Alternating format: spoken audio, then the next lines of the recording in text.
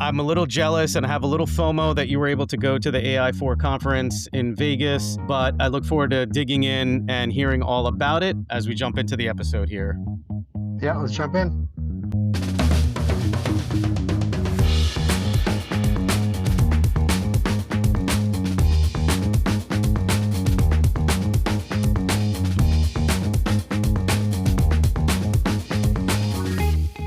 So go for it. I have to hear, I know there were some really exciting keynote speakers. I know you attended a bunch of sessions. Where do you want to go from here? Should we start with Yeah, some of the keynotes? sure. Yeah. So let me just set the stage a little bit. So yeah, the AI4 conference, apparently it's been running since like 2018, well before anything like ChatGPT came out. It's an industry conference. And yeah, I mean, I went for my work basically because, I'm doing consulting and, it's very relevant to what I do. But I thought there were some really interesting discussions and topics that were very relevant to what we talk about on the podcast. So I definitely wanted to bring some of that back and talk about it with you here. I was very giddy to bring it back back to you. So yeah, let's jump in. I think the keynotes. There were two keynotes, major keynotes. One by Dr. Jeffrey Hinton, who's considered the godfather of AI. I think he worked with like Alan Turing back in the day.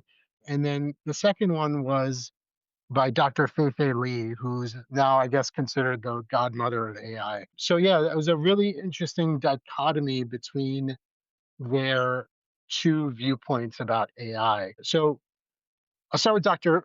Lee. So Dr. Lee's viewpoint is that AI is strictly a tool that we need to control and use, have strict guideline or guardrails around it so that it never becomes an issue in terms of the power it has, which I think is very reasonable, right? And then Dr. Hinton uh, has a very, very different view. So he thinks that AI will at some point inevitably become more powerful than us.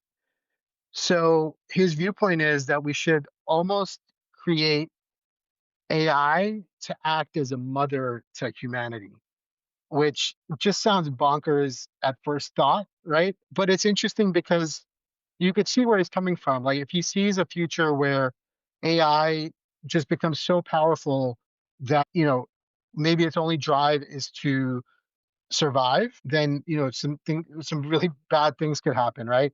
Whereas if we program it early on to be a mother to humanity, it just sounds insane saying it, but that's his view. That we could control, not really control it, because then it would still control us, but it'll do it in a nurturing way. So yeah, like what do you think? That just I sounds mean, bonkers, right? yes, Fei-Fei Li sounds a lot simpler, a lot easier to relate to, sounds reasonable, and sounds in alignment with some of the conversations you and I have had about like having groups that ensure the safe and responsible development of AI while balancing the need for America to, win at the AI development race. And I think Hinton, I feel like, is going maybe like a generation later of as and when AI becomes more powerful than us, almost saying it's inevitable. Like, great. Like, he's kind of humoring Fei-Fei Li's perspective of like, okay, guardrails, that's cute, but really, let's get serious here. That at some point, AI is going to get more powerful than us. And so, if you say that it's inevitable, then it's not about developing guardrails, but rather controlling the development of AI in a manner that puts it in a human centered mindset where it doesn't ever consider the elimination of humans, that its development as it gets more sophisticated than us is to almost like the Terminator to like Yeah. protect the humans, right? Like protect its creator in a way. And I think both are really, I think they're both right in a way. I think one is just like more timely and the other one is a bit more harder to be tangible because it's a little bit further out. Yeah, no, it's true. I think it's so futuristic, right? Almost sci-fi the way he talks about it. But yeah, he's been in that world forever, and you have to give some credence to his expertise in that, right? Like, where if he sees a future, then I kind of take him at his word that he sees the possibilities because he knows the technology from the ground up, that he could see a future where that's possible. Yeah, I think maybe both of those things can be true, right? Where we do build in guardrails for the short term, but then we also build in the nurturing part of it, so that he made the analogy to a mother-child relationship where the driving force of a mother is to protect its child, and so you build that in so that even like I think he mentioned something about how a mother would sacrifice herself for her child. So we almost build it like that, so that humanity always comes first. And it reminds me of actually the three laws of robotics from Asimov. So I mean, this has been this he wrote this back in the 50s or 60s, I think, when he started writing about robotics and artificial intelligence. But the first rule was always, do not harm humans. So I mean, it seems like that's always been around that idea, but yeah, he kinda takes it to another level. Yeah, that and the patterns that Hinton has seen since he was early days of even ideating on the creation of what we all came to have, I guess, more of a general awareness of when ChatGPT came out, like seeing how long it took to actually release that as, I guess, AI V0 to how quickly that's evolving. I would trust Hinton to inform in a very insightful way cautionary perspectives of what we should be ensuring we're factoring into the development of AI to for it to be responsible. And then I think like my next question for you is, do you think that the current leaders of AI development, Altman, Nadella, the guys at Anthropic, Elon, maybe even with Grok, and Pichai with Gemini. Do you think they are aware of or considering both Fei-Fei and Hinton's um, like perspectives in the way in which they're developing? Do you think they've listened to him? Do you think they've spoken to him? Do you think they have any influence by those two Yeah, leaders? I don't know for a fact whether or not I know Fei-Fei Li is in Silicon Valley. She has a startup, and so she's in Silicon Valley. I'm sure she talks to other AI leaders.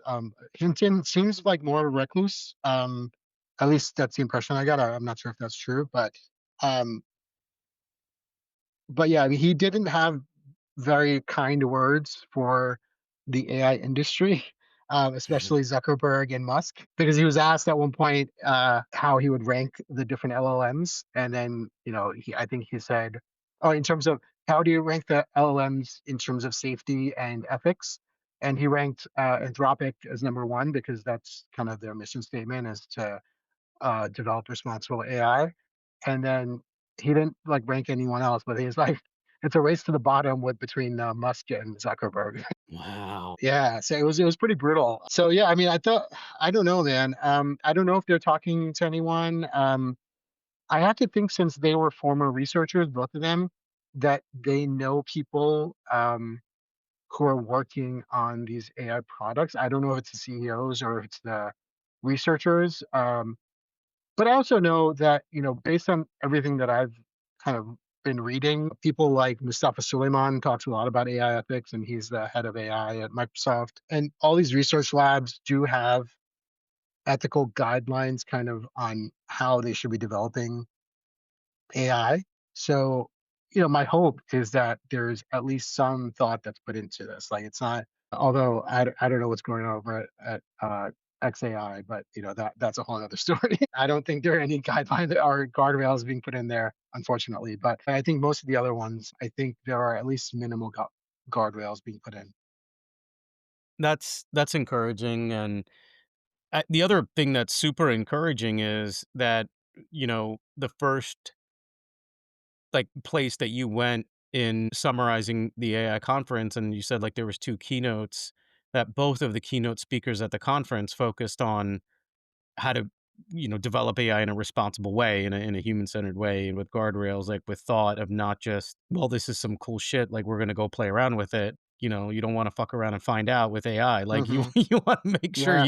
you develop this in a way where it is safe for sure. Even some of the videos that you and I have seen, like of leveraging AI for, like military purposes and into robotics, and how far do you let it go with creating its own next action and imputing what it should do next in a safe way. I mean, this is definitely this is where like zombie apocalypse stuff starts to creep into your head, and you Hmm. can see you can get there pretty quickly when when you see how powerful this can be. Did they? Next question for you is did Fei or Jeffrey talk about the pace and the speed with which this technology is being developed? Did they give timeframes as to when AI will become more powerful than humans? And any time perspectives in their I think they see it progressing very fast. I think everyone, including them, have been kind of stunned by the progress over the past few years. Although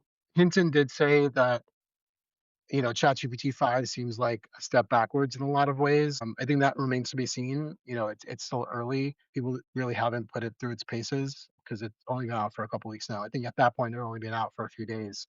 So yeah, maybe we might hit a plateau at some point, but I don't think anyone knows really where, uh, how fast it'll go. I'm trying to remember.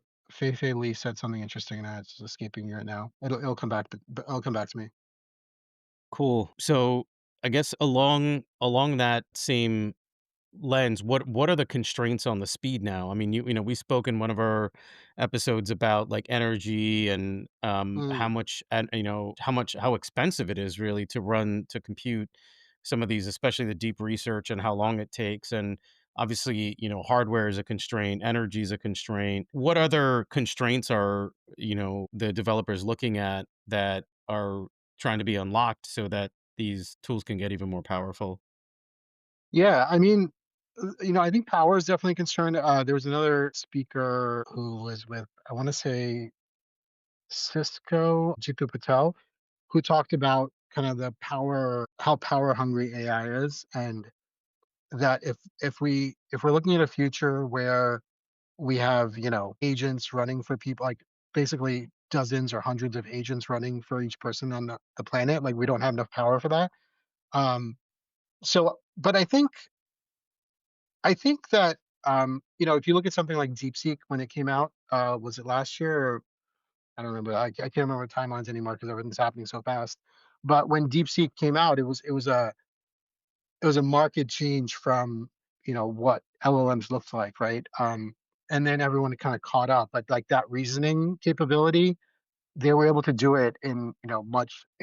I think it was either a smaller data training set, or much faster and cheaper than even OpenAI or anyone else was able to do it. So I think we'll see kind of like um, these technological advancements that will.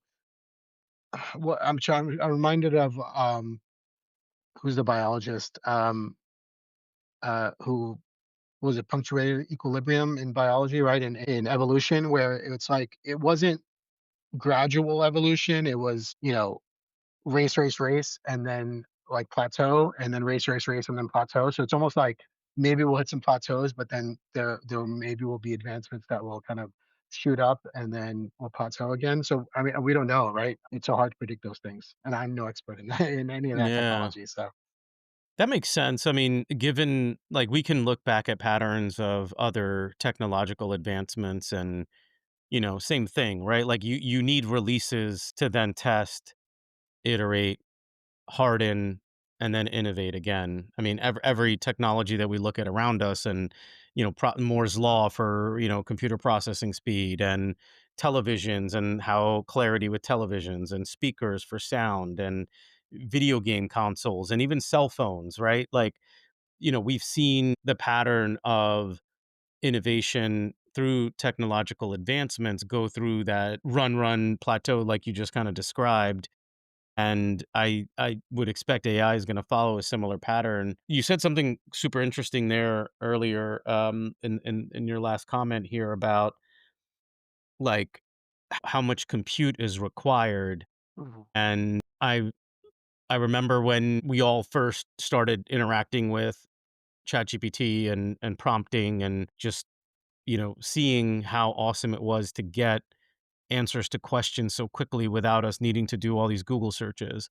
And now we can put or install a soft version of ChatGPT on our laptops, right? Like, and Yep. even understanding how large language models work. You were sharing something earlier, but like for our call, but I'm curious if you want to like help us understand how we can now install a lightweight version of this on our laptop. Like it just doesn't make sense, but like, Yeah. that's definitely an advancement, right? Like, you couldn't have even imagined it when this first came out a couple years ago, and now you can install a version of it on your laptop. So help us understand that. It's crazy. So yeah, I guess ChatGPT 5 came out a couple weeks ago, and then just a few days before that, OpenAI released their what they call open weight models, which is like GPT-OSS. And there's a couple of different versions, like a smaller version that can run on a laptop. I think it's the 20 billion parameter version, and there's a 120 billion parameter version, which could run on like a super powerful, not super, like a powerful desktop computer with sufficient graphics processor. But anyway, um, but yeah, that's a great question. So I actually had the same question when um, the open weight models came out, and actually went and just asked ChatGPT 5 to explain it to me like I was 5 because I that's what I needed because I can't wrap my head around that stuff either. So it gave me a great kind of explanation and analogy. So the analogy was kind of what drove it home for me, but the explanation was essentially that you can train a model. You need a very powerful kind of setup to train a model because you need to feed it mountains and mountains of data, right? And for that, you need like server farms and multiple, maybe dozens or hundreds of processors all running in conjunction. But once all that training happens, the kind of I'll share the analogy now. So the analogy is that it's similar to how a chess player, let's say a grandmaster chess player, has seen, what, tens of thousands, maybe hundreds of thousands of games in his life. He doesn't carry all those games with him. What he carries is the intuition that he's gained from that experience of going through all those games. So that kind of hit it home for me. He, so in a similar way, the AI then carries the kind of pattern recognition similar to how a chess player kind of learns pattern recognition of what moves come after what other moves, and in the same way, in an LLM, is what word comes after another word, what's the probability for a word to come after another word, and it's those kind of intuitions that the AI learns, and then that there's this other process called quantization where that can all be compressed down, and that's what can be stored on your laptop and run on your laptop. So, I mean, it's still like that kind of makes sense, but it still doesn't. Like my brain can't wrap my head around that either. So who the hell knows? So, like, why would I install it on my laptop versus just use the web-based version of it? Like, what are your thoughts on, like, is there a legit use case for it? Like, is it so that people can start developing stuff on Yeah. their laptop with it and, like, just have it embedded in?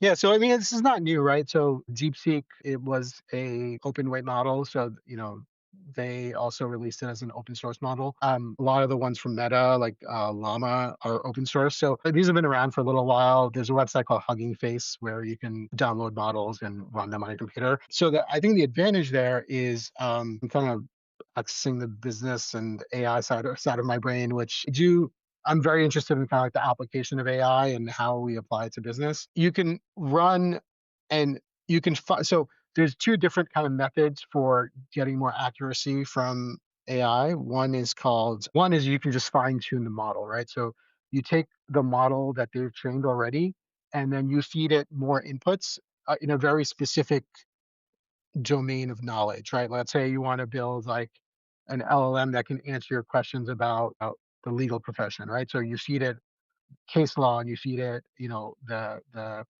legal code of a country or the US or whatever, right? And then you feed it that and you fine tune the model so that it knows very specific things about that domain.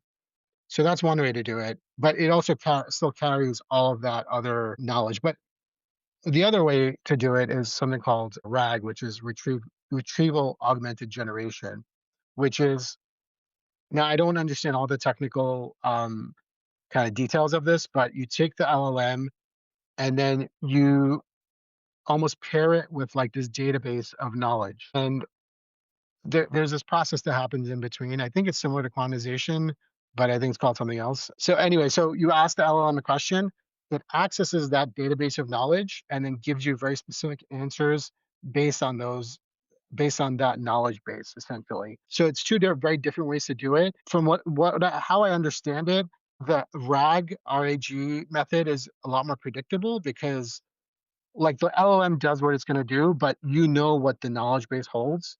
Whereas with the fine tuning, a lot of people call uh, LLMs like a black box, right? Where you don't really know what's happening because it's a predictive model. It's not a um, like it's predict trying to predict the next word, right? Essentially, um, and a little more complex than that, obviously, with the reasoning, especially. But so if you're fine tuning the model, it's still a black box. So you don't really know what's happening in there. Whereas with RAG, you know what's in the knowledge base. You can change what's in the knowledge base. But with Mm. fine tuning, you keep out to fine tuning it if it's not giving you the answers you want. Sounds Hope like that made so. sense. So if I'm hearing you, RAG can be more customized to data sets specific to your use cases or sort of your domain that you want it to become more deeper, more expertise, or even more biased towards, versus like the fine tuning approach is more like you're going to have all of Encyclopedia Britannica knowledge available, and then you can try to tune it a little bit based off of the vast knowledge. So one just seems like it can customize it a bit more, versus the other one Yeah, seems true. like you're gonna tune it a little bit more. Exactly right. And then there's also another wrinkle, which is small language models, which is it even more specific where you train a model only on the very specific knowledge you want it to have. So you don't train it on like the whole world's information like an LLM is trained on. You only train it on, and I think there is some element of like wider training because you want it to behave in certain ways and have certain knowledge base, but you you mostly train it on a very specific domain of knowledge. So that's Interesting. yeah. Yeah. All right, I took us down a rabbit hole. I'm gonna try to bring us back. I know we geeked out a little bit on how AI works, but I think we've got a lot to think about with what Fei-Fei Li and Jeffrey Hinton shared with us regarding cautionary tales about the future. It certainly aligns with a lot of what we've been spending.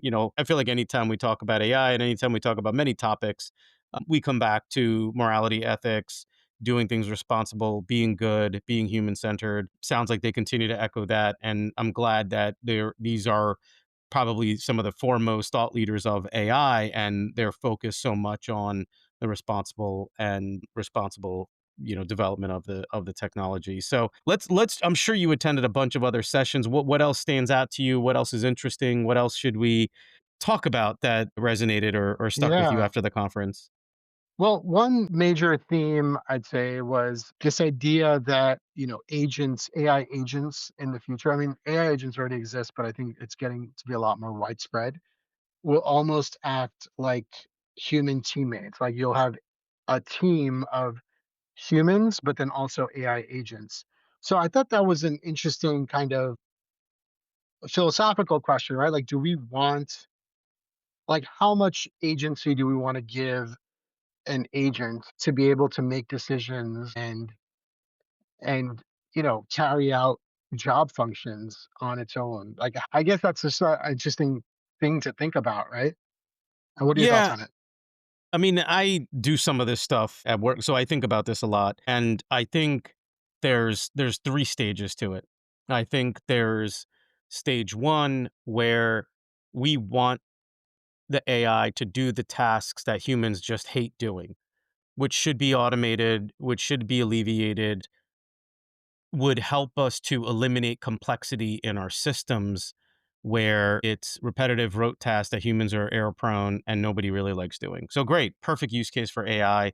An agentic bot can do that. So examples that come to my mind are, think of how much, at least personally, I hate doing meeting notes and action items and follow-up emails after meetings and all of that, like distilling that down. It just seems time consuming and burdensome. And why can't everybody just take their own damn notes? Well, okay, great. Like that to me is a very good use case of AI can take care of that for us so we can focus on other things. And I think we were all excited about, like, if you use Copilot or whatever tool you use for automating your note taking, transcribing it, throwing it into a model, getting your action items. And even that, you see how shitty it really is. Like, Mhm. it still kind of sucks. It's not great. And so as fast as AI is moving, it takes me to my second point of what I think the stage 2 is, where and I think the agentic AI coupled and still human centered is, like, in our near term the way that agentic bots are going to be introduced into our workforce. Even from pair programming all the way up to maybe even white collar jobs. The AI bots are still not trustworthy to create outputs on their own. They still require a lot of human insight, human oversight to decide whether it's okay or not. The outputs. It's like giving an intern the responsibilities to put together a strategic business plan. Like, it has a PhD, it knows all the information, it's super Mhm. smart, but it has the experience of an intern and just gives you pretty shitty outputs. Right. It'll eventually get to the point where it'll replace white collar jobs. I see it. I expect it, but I think it's a little bit longer than we thought because I don't know how quickly we'll trust its outputs in an autonomous way. And that to me is stage 3. Stage 3 is where the agentic bot can be fully autonomous on a use case, require no human intervention, and now it has truly replaced a given role or a given function in the workforce. So one is, okay, it's going to take care of very basic routine tasks, not very sophisticated. Great. We're glad it's doing that, alleviate complexity. Two is it's going to do a bunch of stuff for us, but humans are going to have to oversee it. And then three, it's okay, now it's gotten so far advanced that, you know, you don't need the human to even review its outputs. It's fully generating its outputs on its own Right. Right. and replacing humans. So, and I think Yeah. So that's, actually, so yeah, yeah. So I think that's I like that framework, and it goes back to the question of how fast do we get there, right? Because I think we all see it coming, and I think it's just a matter of how fast and how quickly these models develop and get better. And actually, I remember what I wanted to say about Dr. Fei-Fei Li. She was asked about artificial general intelligence (AGI), mm, and she she had a funny comment on that. She's like, "I don't know what that means." Like, when Alan Turing and Geoffrey Hinton, all these guys were thinking about artificial intelligence, they were not thinking of narrow use cases. So, like, artificial intelligence is like general. There's no such thing as AGI, so that's not true. So, like, these guys envisioned general intelligence. They weren't thinking of very specific narrow intelligence. So, I thought that was an interesting that's perspective. awesome. Yeah. That's cool. That's cool. Yeah, I mean, I've heard Sam Altman talk a couple of times, and, like, I think Silicon Valley has adopted AGI as, I guess, the turning point for when the AI is what more advanced than a human. Like, there is some definition that the Yeah. community is using for what AGI means. But I get Fei-Fei's point. That's spot on. I mean, I agree with her perspective. I think we've just kind of co-opted the definition to be a certain milestone as we reach, more advanced stages of AI. Yeah. I think the problem is that a lot of people have different definitions of it. So it's Sure. hard to kind of nail down what exactly that line is and when we're going to hit it, right? Yeah, or passing the Turing test, right? Like the damn, it's named after him after all. So, all right. So that was a pretty interesting session about agentic AI. I think we're there. I agree. I think we're seeing a lot of companies create AI bots and, try to disrupt the workforce and disrupt the complexities of our structures. Uh I could riff on this for a little while because, like we have so much complexity in our lives. We've constructed complex financial systems. We've constructed complex healthcare systems. We've constructed complex consumer packaged goods systems, shipping, supply chains. Like, we have so many complex systems compared to the way life was when we had small little towns, small communities and villages where everything within your own little town was like we have farmers and butchers and cobblers and bakers and cafes and coffee shops, like all self-contained within our town. If we're going to keep with the spirit of our podcast, I have to ask you this question. Are we going to go into a world where analog is the new black, like, is that hip and Mm. trendy for us to go back to farm to table and like just being more community and town based? Or is AI going to unlock the complexity that we've been boggled down within our government and our industries that we've created to help them run more efficiently and still be able to deliver the value and the human care that we need? And top of mind for me is healthcare, because I think it's very relevant to all of us of just how complex healthcare is for us to navigate and how much promise there is that AI could provide some simplicity in healthcare. But anyway, let me leave that question with you about which way do you see the future going, back to towns, or we fix our large complex systems, or both? Yeah. So my mind goes in so many different directions as you were talking about that. So first, let me start with this concept of productivity paradox, right? Where if you look at all the technology improvements that have happened, advancements that have happened in the past, say 75 years since 1950s, our productivity has gone up, but the amount that we work hasn't gone down, right? Whether that's, we're putting out more economic output per person, or, I don't know, like, at what point do we hit a limit of what human beings can do, and then human productivity starts going down, especially with AI agents? So Hmm. that's the first thing that's kind of hitting me. So I don't know the answer to that question.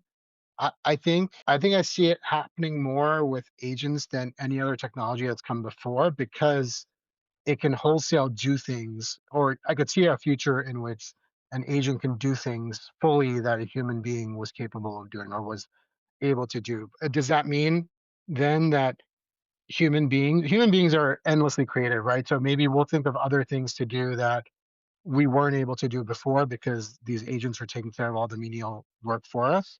Maybe, I don't know. Or we'll advance so fast and so much that it'll do everything that humans can do, and then I don't even know what that future looks like. I don't even know if I want to imagine that future, to be honest with you. So that's one direction that my brain was going. The other thing that you talked about was kind of almost like a analog nostalgia, right?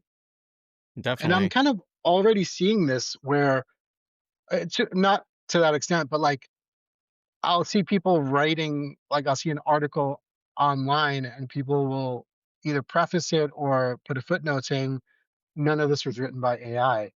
And I think I could see us going in a direction where people, because AI is so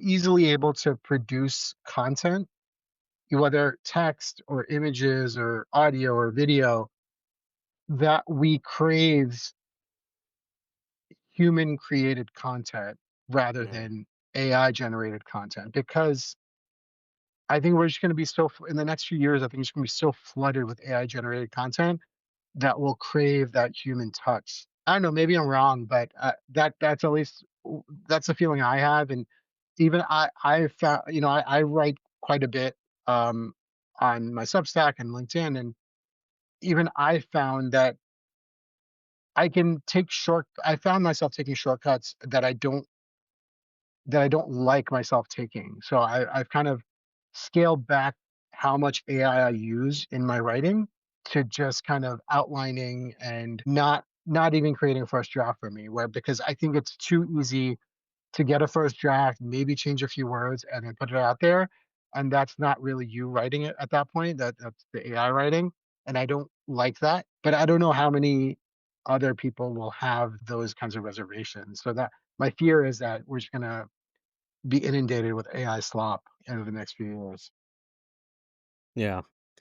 All right, we've got two threads going. I want to comment on the first one because I couldn't agree more with the productivity paradox. And the analogy that comes into my head is, I don't know whether, we had this promise of like, oh yeah, once as we create this, efficiency, and now that AI is going to take notes for us, like, okay, I will free up my time to, like write more or spend more time with my kids or, go on a date with my wife. Like it just doesn't happen. And like Mhm. I always like the one that hit home, the analogy that hit home or the example that hit home the most with me was like, if we had autonomous cars, like, would we just chill and listen to music, or would we squeeze in an extra conference call at work while we're riding in our car, or write emails, or do something else to increase our productivity? Because now the expectation is this is no longer downtime for you. Whereas driving, like I love driving because it is meditative, it's therapeutic for me. And if we introduce autonomous self-driving, that meditative relaxation and enjoyment of driving may even be eliminated. So there is definitely a paradox of technological advancements with, and it maybe it even ties back to the earlier point of just cautionary tales of advancements in technology being human centered, where we've lost that part of what it really means to be human centered, and why we are developing AI in the first place, and why we're developing technology in the first place. And in a capitalistic system, it's always going to be about driving human productivity towards capitalistic outcomes. And I think, I mean, I feel like you and I spent a lot of time talking about how we continue to reap the benefits of the societal benefits of capitalism while still balancing the humanity, the ethics, the morality of life, and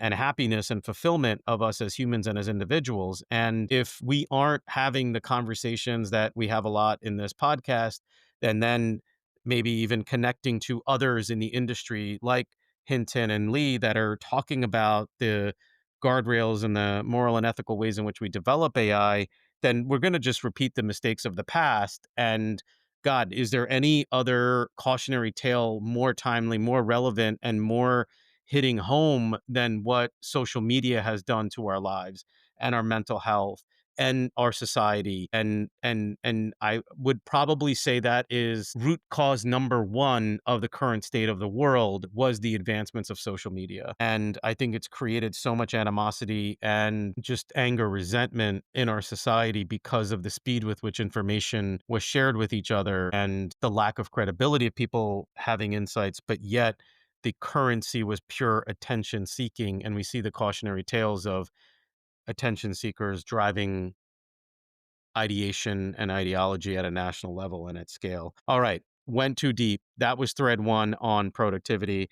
And then the second thing that you talked about, oh man, I went so deep on that one. And then the second thing was analog nostalgia. And I do totally aligned with you. I think we are seeing a trend and a movement towards analog. I'll give you another example, man. Like I went to the coffee shop in my local town again, and I saw, a another young couple. I think they were just friends, but probably late teens, early 20s, grabbing a coffee, sitting and having a conversation. And they were not talking politics. They were not miserable. They were just like talking about how they used to come to this coffee shop when they were younger. I mean, like, shit, they're still young, but they were talking nostalgically about grabbing a coffee, sitting, having a conversation with each other, and the dichotomy of how they interacted versus the other table of elderly gentlemen who, probably in their 60s, 70s, were just talking politics the whole time. And it was civil, but it was not like relaxing. It was tense, And I was like, "Oh man, like there is something nice about seeing this younger generation like happy sitting at a coffee shop, taking time out of their day and just having like a nice conversation while they have coffee." And I hope we see more of that. And I think it's a data point that helps support where, like, I'm hoping we see a renaissance for small towns. And I think we will, where, you have an opportunity to, I guess, just talk to your neighbors more and socialize more within your local towns and get more of that human touch and human connection. So I'm optimistic about Yeah. that as well. Yeah, no, and, it goes back to the whole, the loneliness epidemic that we keep talking about, right, on this pod, and how people are craving that kind of human connection. I just heard about there's a comeback of, book clubs apparently, like, book clubs are Yeah. huge, and then there's, something I just heard in I think certain major cities, they've started reading clubs, which is not even like a book club, like, it's literally you go to a place, everyone goes to the same place and just reads in silence just to be in the same room as other human beings. I'm like, It's awesome. I mean, that's great, but I mean, it's almost a little sad that we've gotten to that point where people are so starved for human contact that they need to, like, do it in these ways. But no, I mean, I think it's a good trend. That's funny. Yeah, I mean, it's you're right. It's sad but funny. It's entertaining. It's interesting. It's encouraging. It's kind of. I mean, you know what? Like 20, 30 years ago, if you would have said, "Hey, it's gonna be a thing to sit and read in silence amongst random people," like that was, they're like, "Yeah, it's called going to a park." Like Yeah, exactly. But there's yeah, I've heard and read similar things that, and it's great. Like I'm encouraged by that, and I think that is how we heal and how we get out of the mess that I think enemy number one of social media has created. So Yeah, anyway, yeah. Yeah, I mean, there's a whole. I think we could do a whole other episode on this, but there's the whole idea of additive versus extractive technology. I mm, was just listening to a podcast actually earlier today, by Cal Newport, who was talking about that, where there's this concept of technology companies, do everything they can to hook you in terms of making their app.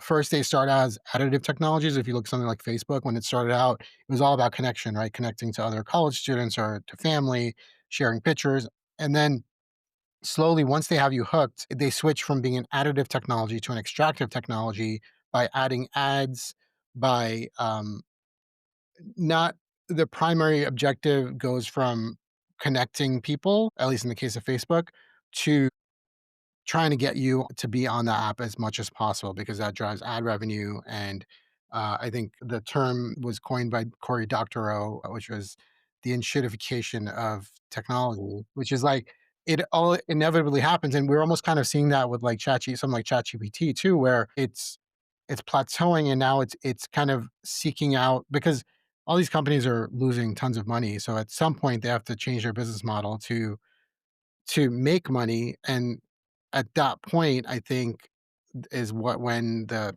you know, enshittification happens, right? And, so yeah. it's really interesting how these technologies evolve, and they almost become monopolies because what is I think Zuckerberg says that it's easier to buy a company than to compete with a company. So you end up with just a small handful of players rather than, uh, a vibrant landscape of competitors, and that smaller group is much more able to, lobby for its own benefit. Whereas if it's a true competitive landscape, then you have some competition and they're trying to outdo each other in terms of user experience and making the user the central part of the experience rather than profits.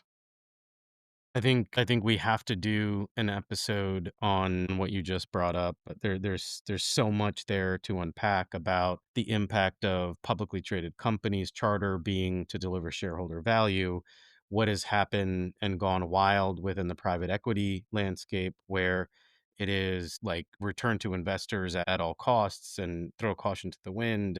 This concept that I've heard about a few years ago that a few publicly traded companies, maybe even only a couple, have adopted, where you balance return of value to shareholders with being a public benefit corporation, where you ensure that all stakeholders involved in the delivery of your business are also considered in the strategic decisions that are made by the organization. Lots to unpack there. Maybe this is a teaser for an upcoming episode because I think we could definitely dig into all of those and have some really interesting conversations. Yeah, yeah, definitely. I think that definitely warrants its own episode for sure.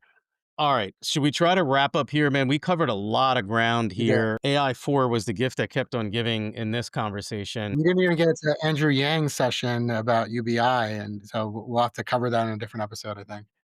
All right, for sure. I guess, yeah, let's cover it. I mean, I think it ties a little bit into the human productivity and your point of humans are endlessly creative, and if we are endlessly creative, will we be able to construct systems and, like, in the next iteration of capitalism where we still have jobs that we can, earn a living wage and have a sustainable middle class, or are we resigned to the Andrew Yang philosophy that, hey, this is the future and you're going to need some basic income for humans to even have a purpose and a function within a society that's fully agentic and AI driven. I've been waffling on it a lot. I've gone from one direction to the other, so definitely worthy of another chat there too, man. Sure. All right, you got a quote for us, my friend? I know we got. You got anything for us?